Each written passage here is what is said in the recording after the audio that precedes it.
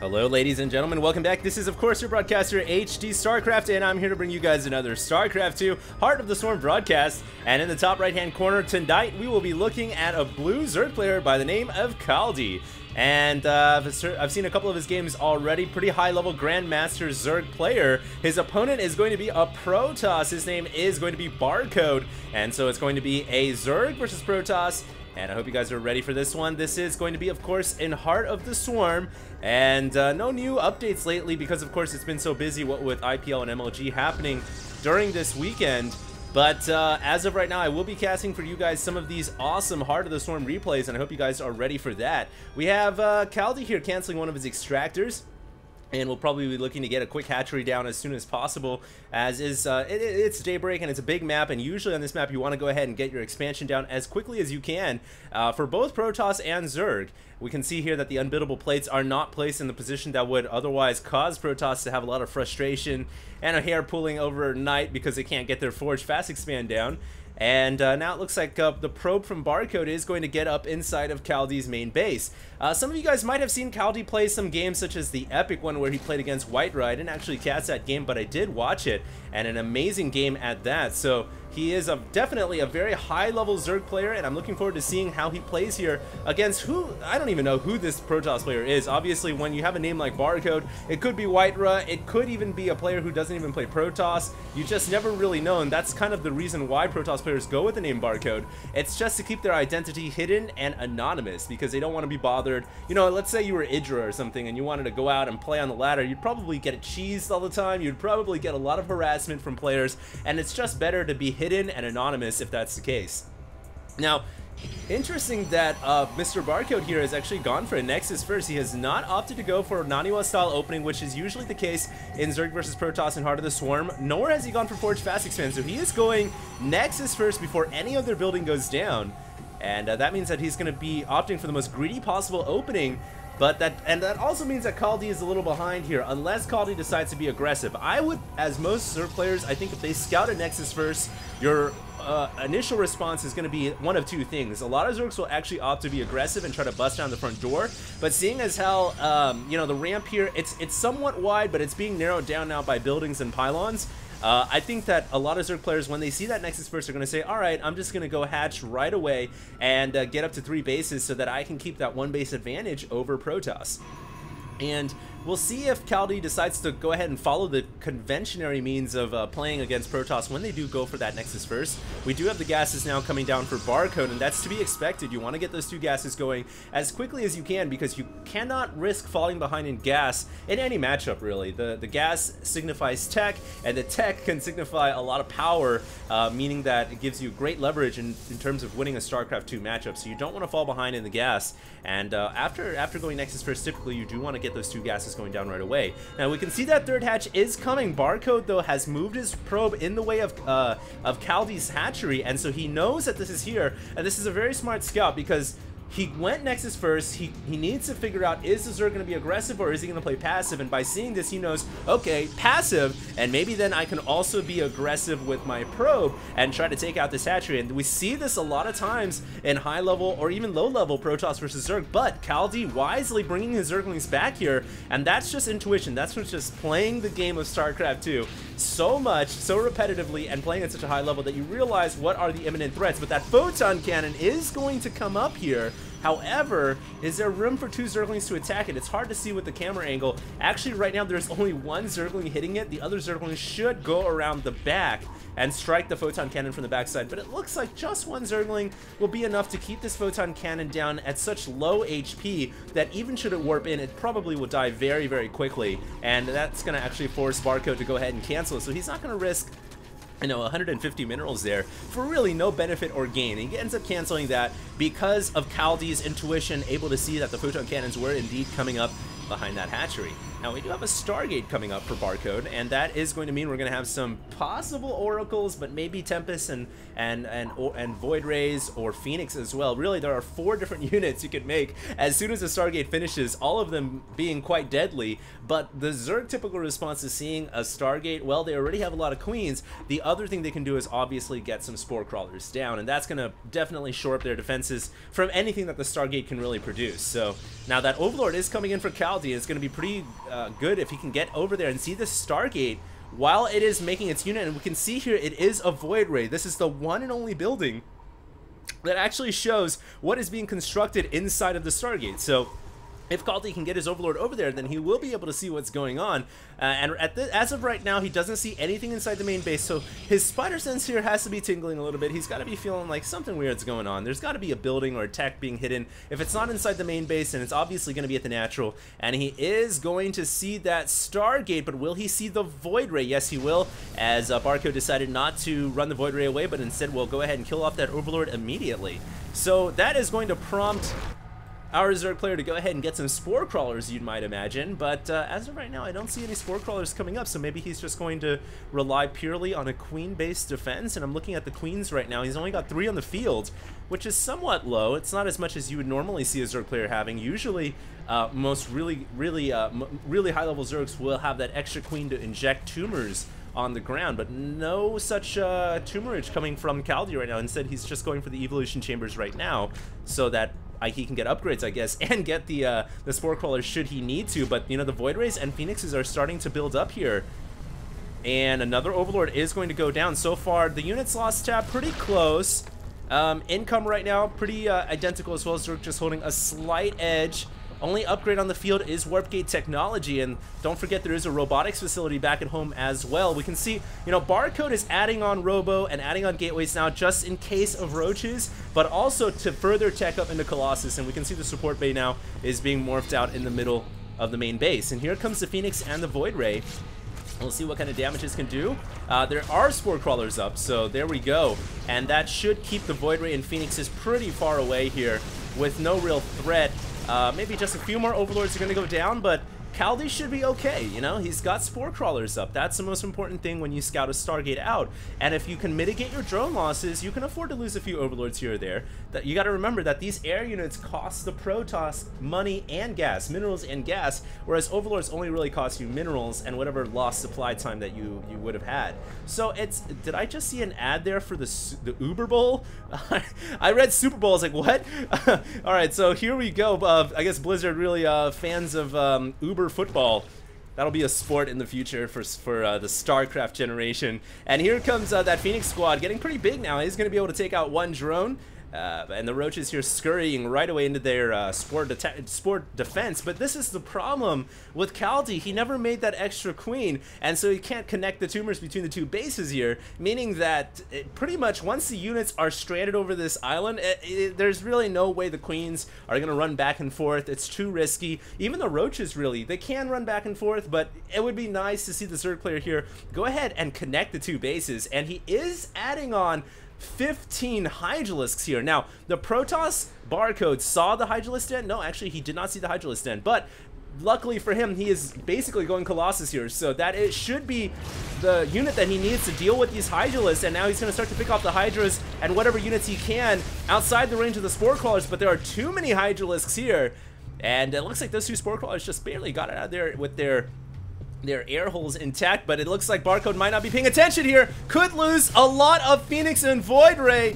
Just one Void Ray, so there we go. And the Phoenix are going to be able to get out of the way, but Kaldi, you know, now that he's got a lot of roaches and hydras on the ground, he finally can say, all right, enough with the air harass. I've got supremacy now, maybe not in the air, but on the ground, I've got more than enough surface to air firepower to take out your Phoenix army. But the thing here is, Barcode is on 3 bases already, and he's got Colossus building. He's already got 2. He's got a 3rd one on the way, and I don't know how Roach Hydra is going to work so well against a Protoss army like that, but you have to remember this is Heart of the Swarm, and typically, you know, in Wings of Liberty this would be a terrible composition, but in Heart of the Swarm you get Hydra speed and you get Vipers, and we can see 2 Vipers are being produced right now, not to mention we have the Hydralisk +1 range attack, but very soon we are going to have Hydralisk speed as well, I would imagine. Is he going to have a Hive? Yeah, he's got a Hive down.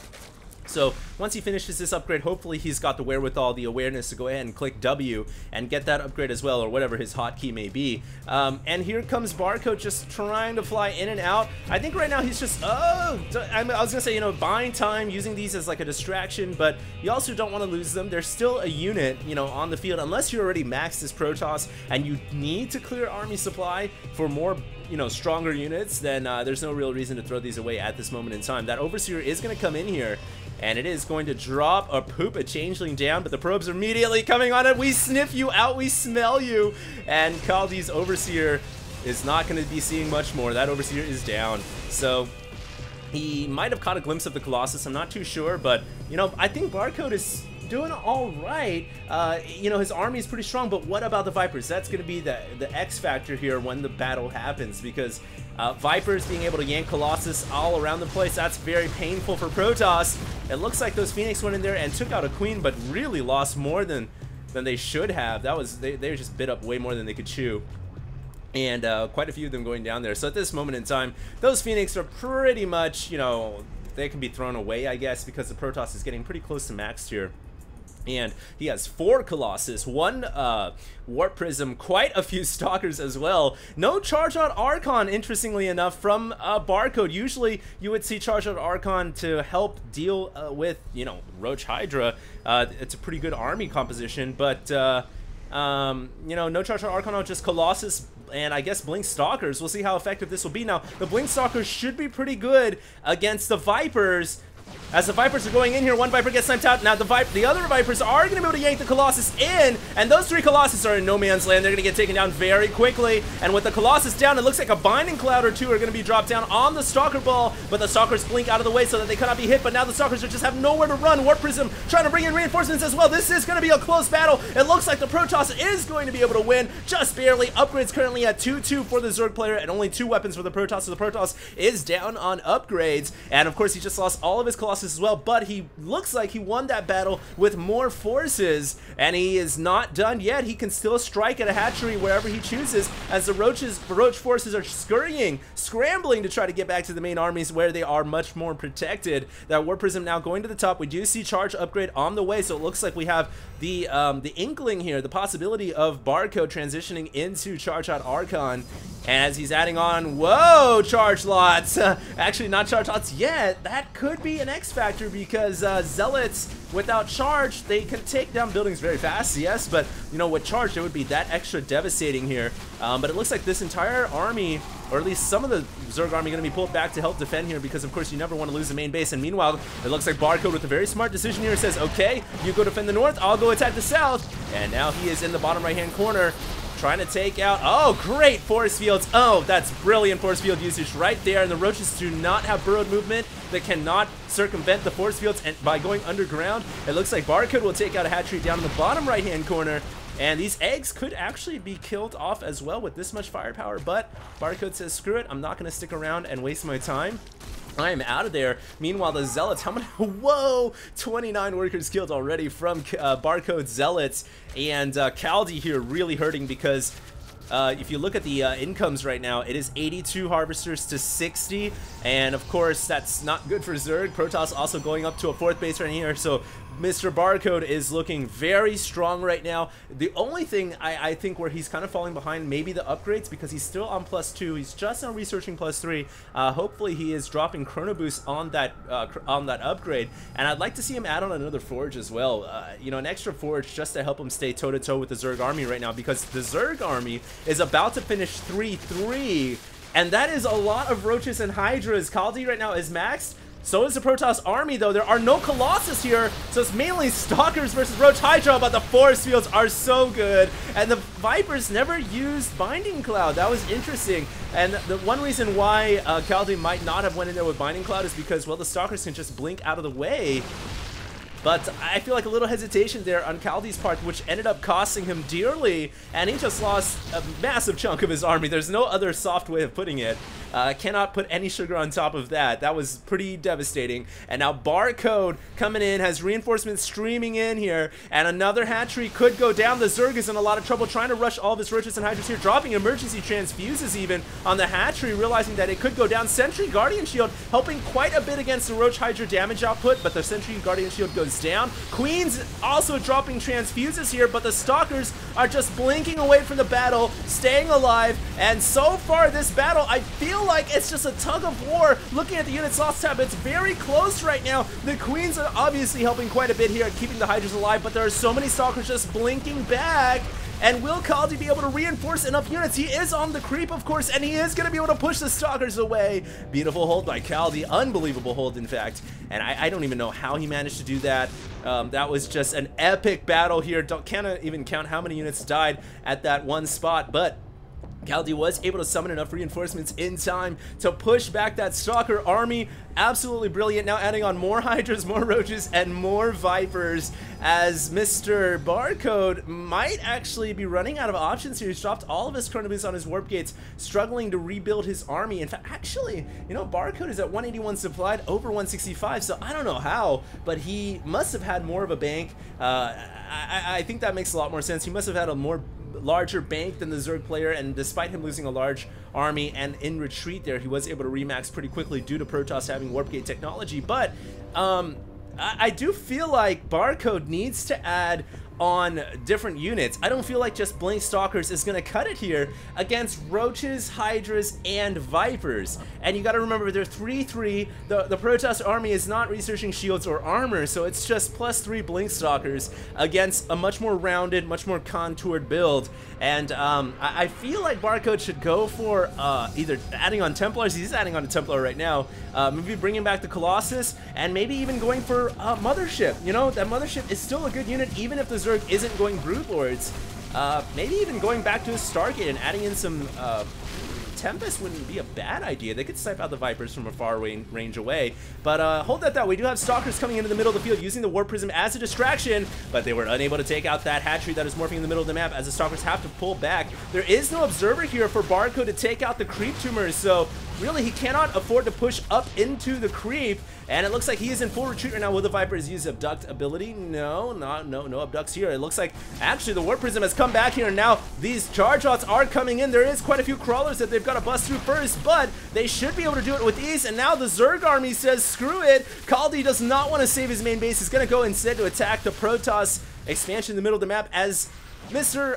Barcode goes in the middle as well, so it could just be a full-on base race here, but I feel like Kaldi might want to retreat, and he is coming back right now. But Barcode, the thing about retreating back to fight off Blink Stalkers is Blink Stalkers can just blink away. And what about the Zealots here that have just been creaming through the main base and killed not only off the main, but also one of the macro hatcheries as well? The Evolution Chambers might go down here, but it's no big loss because the Zerg is already maxed on upgrades. As the Protoss army now decides to camp at the 6 o'clock, not too sure why. They should be active right now, either defending or being offensive. There's no real reason for them to be just chilling out here, having a smoke, taking a break. There's no reason at all, as the Roaches and Hydras now are going to take advantage of that and take out a Nexus. They will. And that was critical because the Protoss really only has one mining base up here at the top left-hand corner, now trying to bring out Templar onto the middle of the field. But Storm isn't done yet. It will be done in a few seconds. Zealots here are going to kill off the spawning pool, but that's a lot of Roaches and Hydras. I supposedly here Barcode is going to wait for enough Templar with Storm to try to use Storm, I guess, to defend against the Roach Hydra Viper army. In the meantime, using his Stalkers to take out whatever he can of Kaldi's bases. Overseers are going down. I don't know why Overseers were being made in the first place. I don't think there's any DTs or anything like that on the map. So this is interesting because I don't know where the Templar are. There are 7 Templar on the field, but I only see 3 right now hiding up here at this area. I think he's using the Templar defensively while his Stalkers are going to be aggressive and try to take out bases here. And we'll see how that works out. Remember, the Stalkers are still at a disadvantage upgrade-wise. Oh, look at this! It looks like the Zerg army gonna try to go cut off the Protoss, but The Stalkers using their blink there, flexing their blink technology, and the Vipers flexing their tongues, using them to abduct the Stalkers and bringing them back. If you blink away, you go nowhere. We bring you right back, says Kaldi. And Kaldi now coming down and taking out the rest of the remaining Zealots. And after all the dust is settled, after all that fighting and bloodshed, it seems that Kaldi still has 3 bases. The Protoss has actually 4 bases plus a 5 potential here. And he's got a lot of Templar on the field. So this is a very close game. Templar Storm coming down. That could be the turning factor. If these Hydras all get stormed to death, the Stalkers now blinking out of the way because they were just completely surrounded on all angles. They are now going to go back home and try to defend. Looks like the Nexus will go down without getting a cancel off. That's 400 minerals there that the Barcode could have gotten back, or at least 300 something. And now it looks like he's going to try to take down these rocks. I have no idea why you would do that if you're defending right now, because that gives the Zerg player a bigger area to go up and attack. But it looks like the Binding Cloud is going to come down and help push the Zerg up. But the Zerg now is affected by Binding Cloud. Those Hydras cannot shoot. It's going down to the wire, ladies and gentlemen, and I have no idea how this is going to turn out. But the Binding Cloud is definitely helping the Zerg here. But more Stalkers coming up in the main base, and I don't think Kaldi is going to have enough. I don't think he can do it. He has to pull back, but the bank and the supply is so close right now that even though Kaldi loses the battle, he might not have lost the war yet. He's got 1,000 with 138 supply. The Protoss has 2,000 127 supply. So your guys' guess is as good as mine. Maybe Barcode with just a slight edge. We'll see, but the Binding Cloud is just proving to be so difficult for an army without any spellcasters to deal with. This is why you need something else rather than just mass blink Stalkers. You know, spellcasters own you in tier 3, and we'll see how this works out. Of course, the Stalkers themselves are able to cast a spell, which is blink, but Hydras are pretty damn good against Stalkers. I don't know if anyone ever told you guys that. And of course, they are 3-3 Hydras, not 0-3 Stalkers. Plus 12 Roaches on the way right now. What is Barcode going to do? He has 4 Templar on the field right now. He needs more Templar for Storm to deal with these Hydras, but I don't know where the Templar are. Might be not having enough for Warp Gate duty. No, he's warping in 3 Stalkers right now, so I'm not too sure what's going on. The Vipers yanking in more Stalkers. Binding Cloud coming down over very good locations. Those Stalkers cannot fire. They cannot fire. We cannot fire. And it looks like the Hydras are going to be able to bust through. It's hard to say for sure. But this Nexus, I believe, is going to go down. There goes the Cybernetics Core, and of course with the Cybernetics Core going down, guess what? Protoss cannot make any more Stalkers. He's now forced to make Zealots. And I don't even know where those Zealots are warping in at, because I just saw like 20 or so warp in. There we go. There's the Zealots. There's the Storm. I think Barcode is going to try to make one last hold here. This is going to be the Alamo. Hydras and Roaches leaving nothing behind here. You know, just unpowered buildings remaining. And now this is going to be the fight. This is the fight we're all waiting for. Those Hydras getting creamed. The Zealots able to finish up. And now Kaldi is in full retreat. Did he bite off more than he could chew? He's trying to reinforce with Roaches right now. Does Templar need to morph into Archon? There's quite a few Templar here that are just absolutely worthless. They don't have energy for anything. I don't know why Kaldi is, why Barcode is moving in right now when he doesn't have enough energy for Storm, nor has he morphed those into Archons. He has enough for 1 Storm, and there comes the Archon right now, but this might have been a bad decision. And Barcode leaves the game. Absolutely amazing Zerg versus Protoss. Very high level, and I hope you guys enjoyed this cast. If you did, check me out on my YouTube, Facebook, and Twitter at HD Starcraft. Congratulations to Kaldi for holding it down at the last second. 31 minutes of pure octane high aggression, and I'll see you guys in the next cast. This is, of course, HD Starcraft, and I am signing out.